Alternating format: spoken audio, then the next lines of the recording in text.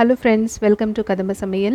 இன்னைக்கு நம்ம சமையல் வீடியோல வந்துட்டு வெஜிடபிள்ஸ்லாம் போட்டு ஓட்ஸ் உப்மா எப்படி பண்றதுன்னு பார்க்க போறோம். ரொம்ப ஹெல்தியான டிஷ், weight loss ரெசிபியும் கூட. வாங்க எப்படி பண்றதுன்னு பார்த்துடலாம். இப்போ 1 கப் ஓட்ஸ் வந்து வெறும் வாணல்ல எண்ணெய் எல்லாம் ஊத்தாம வெறும்னா போட்டு நல்லா ரோஸ்ட் பண்ணி எடுத்துக்கோங்க. இது நல்லா வாசனை வரும். அந்த அளவுக்கு நல்லா வறுத்து எடுத்துக்கோங்க. இப்போ நல்லா வறுப்பட்டாச்சு.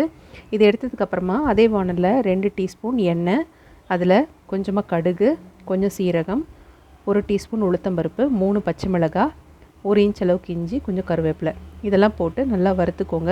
உளுத்தம்பருப்பு வந்து லைட்டாக கொஞ்சம் கலர் மாறணும். இப்போ வந்து நான் ஏற்கனவே ஒரு பெரிய வெங்காயம் 2 பெரிய வெங்காயம் பொடியாக கட் பண்ணி வச்சுருக்கேன். அதையும் சேர்த்து நல்லா வதக்கிக்கலாம். வெங்காயம் வந்து கொஞ்சம் சாஃப்டாக ஆனதுக்கப்புறமா அது கூட நம்ம வெஜிடபிள் சேர்த்துக்கலாம். நான் வந்து குடமிளகாய், கேரட், பீன்ஸ் எல்லாம் சேர்த்துருக்கேன். சேர்த்து இதையும் வந்து இப்போ நல்லா வதக்கிக்கலாம். காய் வதங்கிறதுக்காக இப்போ இதில் கொஞ்சமாக உப்பு சேர்த்துக்கலாம். உப்பு சேர்த்து வதங்கும் போது இன்னும் கொஞ்சம் சீக்கிரமாக வதங்கி வந்துடும். இது கொஞ்சம் நல்லா வதங்கினதுக்கப்புறமா இந்த காய்க்கு மட்டும் தேவையான அளவுக்கு கொஞ்சமாக தண்ணி ஊற்றி நல்லா கலந்து விட்டுட்டு மூடி வச்சு வேக வச்சிடலாம்.